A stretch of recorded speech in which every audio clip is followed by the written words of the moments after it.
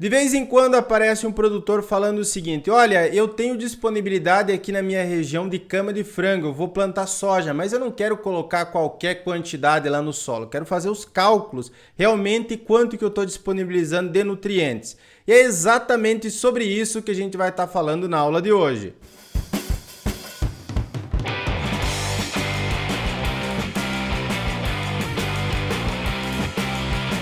Olá meu povo, sejam todos muito bem-vindos a mais um vídeo aqui do canal AgroBrasil. Lembrando para você deixar o like, se inscrever no canal, compartilhar o vídeo, né? Toda aquela coisa que é extremamente importante para a gente continuar produzindo conteúdo agro aqui para o YouTube.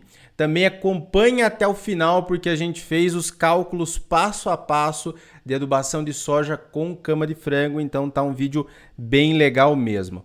Primeiro de tudo, eu gostaria de falar sobre esse produto, né? A cama de frango. Em várias regiões do Brasil, eu estou aqui no sudoeste do Paraná, tem uma disponibilidade enorme desse material. É claro que se a gente estiver falando em 1.000 hectares, 2.000 hectares, 5.000 hectares, acaba ficando inviável você utilizar a cama de frango, porque não tem essa quantidade.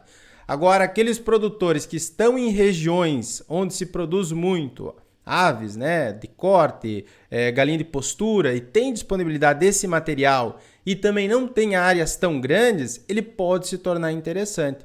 E é claro, a gente tem que fazer um cálculo de viabilidade econômica.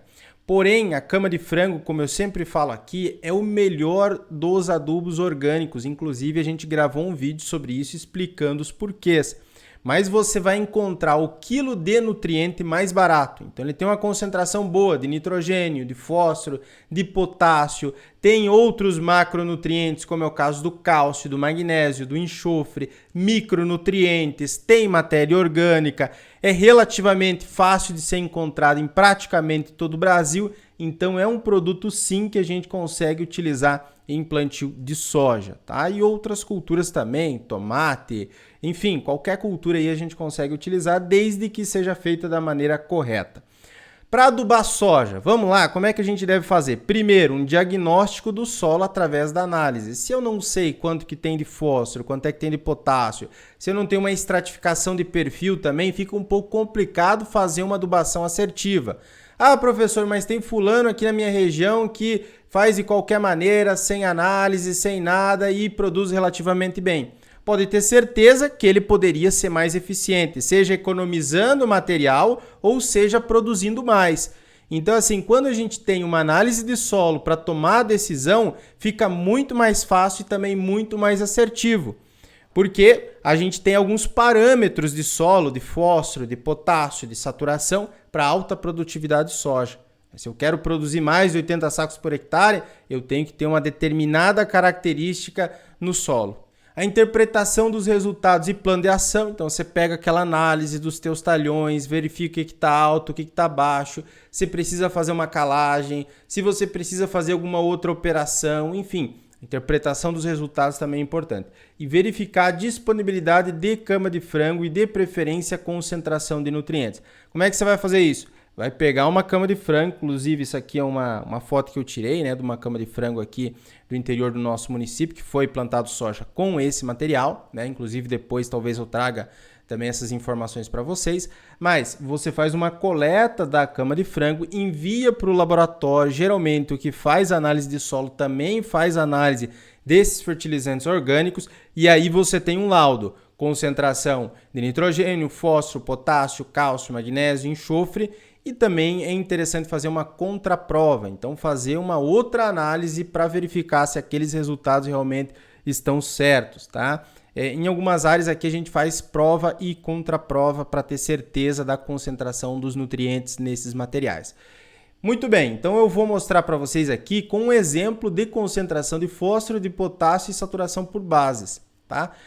Como eu sempre falo, solo não é tudo igual. Se você for lá para o interior da Bahia, do Piauí, de Roraima, do Acre, interior do Rio Grande do Sul, centro do Paraná, você vai encontrar solos diferentes.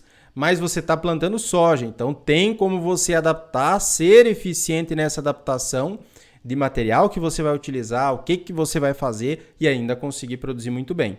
Eu estou trazendo um exemplo aqui com 18 ppm de fósforo. 18 ppm é a mesma coisa do que dos 18 miligramas por decímetro cúbico, tá? Algumas pessoas gostam de falar em ppm, outras em miligramas, não tem problema.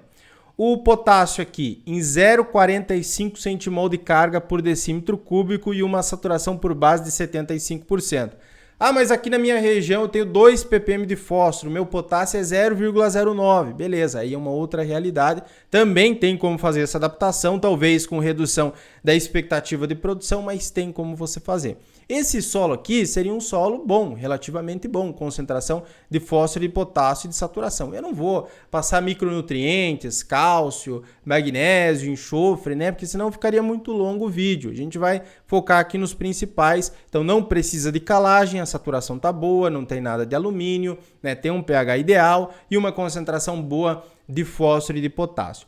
E aí eu tenho aqui a concentração de nutrientes da cama de frango. 1,3% de nitrogênio total, 1,5% de P2O5 e 3% de K2O, 15% de umidade e aí tem mais cálcio, magnésio, enxofre e micronutrientes. Professor, então sempre uma cama de frango vai ter 3% de potássio? Não, pessoal, isso é muito variável de acordo com o material. Se você pega um material que tenha mais lotes, né, ficou mais tempo no aviário, com esses animais estercando ali, ele vai ter uma concentração mais alta. O que a gente nota aqui trabalhando com consultoria, pegando análise de cama de frango praticamente toda semana, é que materiais de frango de corte têm uma tendência de ter menos fósforo. Galinhas poedeiras, por exemplo, tem mais fósforo, chega a ter 5% de P2O5, né? E o potássio também é variável, pode ter menos ou pode ter mais. Por isso que eu digo que é interessante você fazer uma análise do material também para saber quanto que vale. Se tiver 1% de nitrogênio, 0,5% de fósforo e 1,5% de potássio K2O, tem um valor. Agora, se tiver 3% de potássio, 2% de fósforo, 2% de nitrogênio, tem um outro valor. Porque você não está comprando só a cama de frango em si, você está comprando os nutrientes que as plantas vão utilizar para ter uma boa produtividade.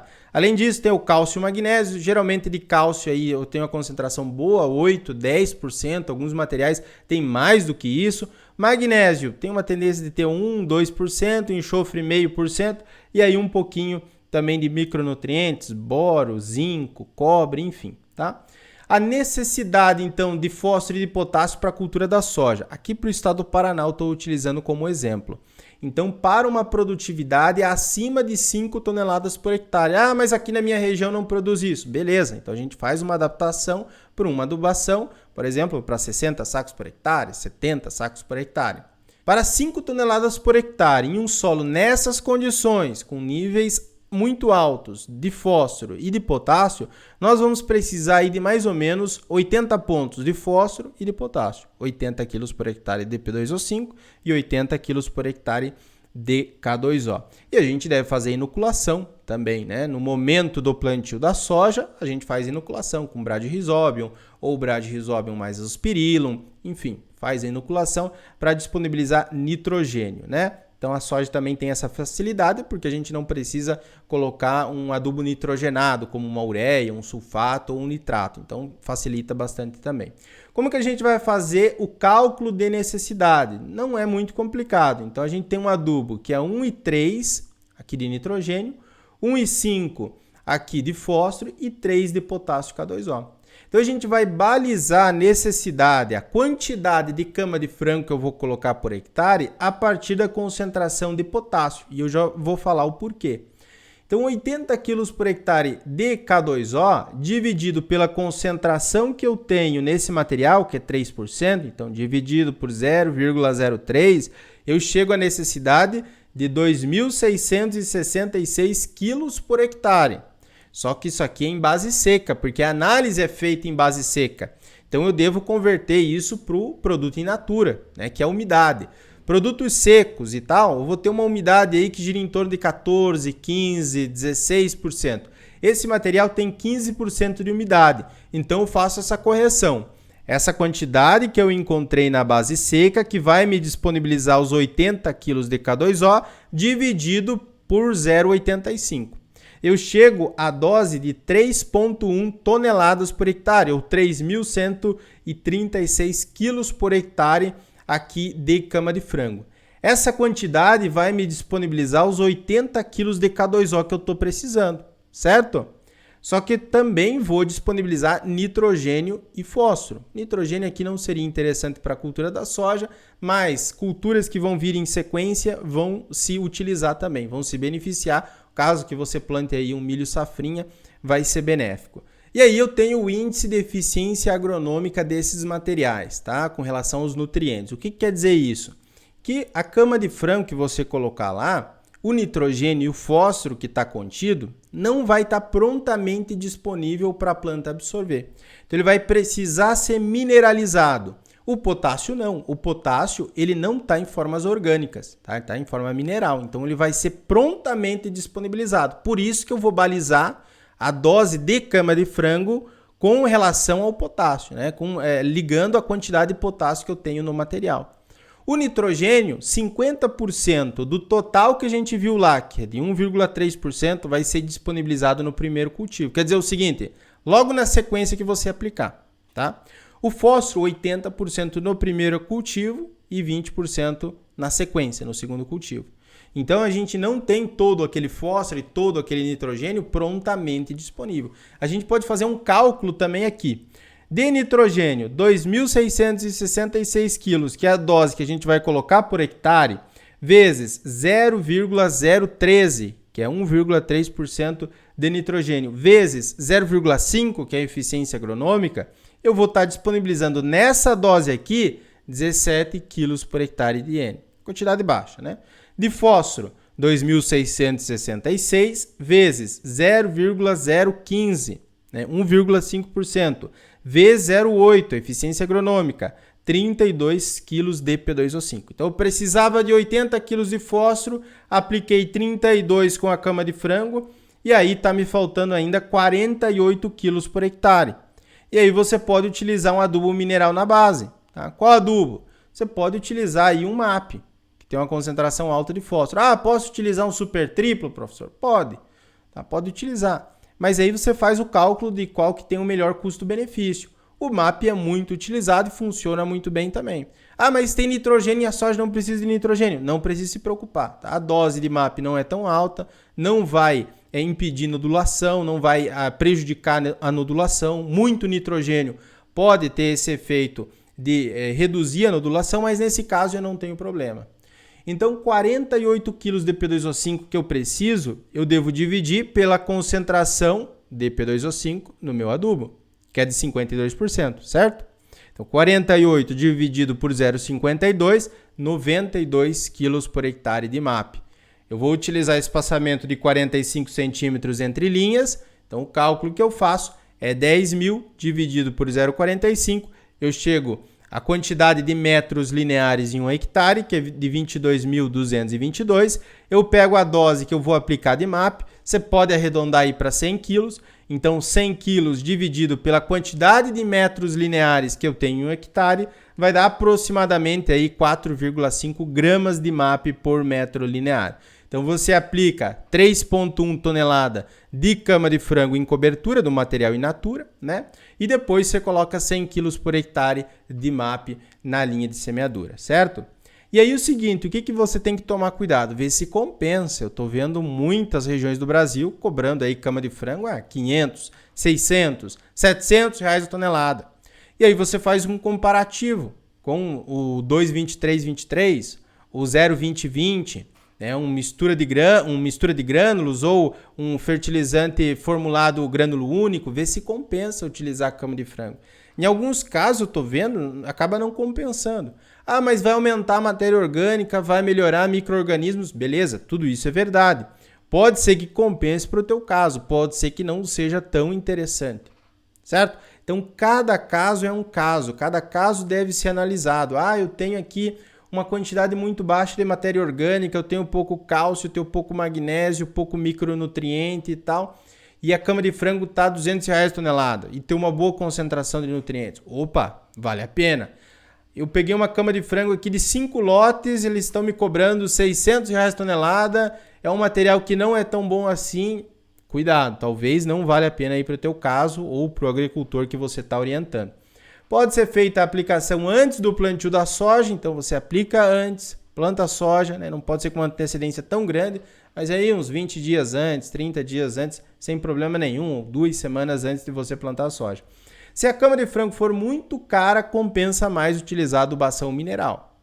Compensa mais. Então eu estou vendo 600, 700, 800 reais a tonelada. Pode compensar para um tomate, para um pimentão, para uma cultura de horta, mas para a soja acaba não compensando se estiver muito caro o material cama de frango. A cama de frango também vai disponibilizar outros nutrientes, zinco, cobre, manganês, vai disponibilizar cálcio, enxofre, enfim, não é só fósforo e potássio como a gente viu aqui, ou fósforo, potássio e nitrogênio, não é só isso. E também vai melhorar a biologia do solo. Eu estou batendo cada vez mais na tecla que a gente deve melhorar a biologia do solo para conseguir ter solos mais saudáveis e também mais produtivos, certo? Se você quiser aprender tudo sobre adubação e fertilidade do solo, como adubar as mais diversas culturas agrícolas, indo desde a interpretação da análise até a montagem de um plano de adubação passo a passo e profissional, nós temos a Escola de Adubação e Fertilidade do Solo, tem um link aqui abaixo, só você clicar e conhecer. Tem grupo de alunos, tem certificado, tem o suporte com a gente, enfim, é um curso bastante completo. Certo, pessoal? Um forte abraço, até a nossa próxima aula e tchau, tchau!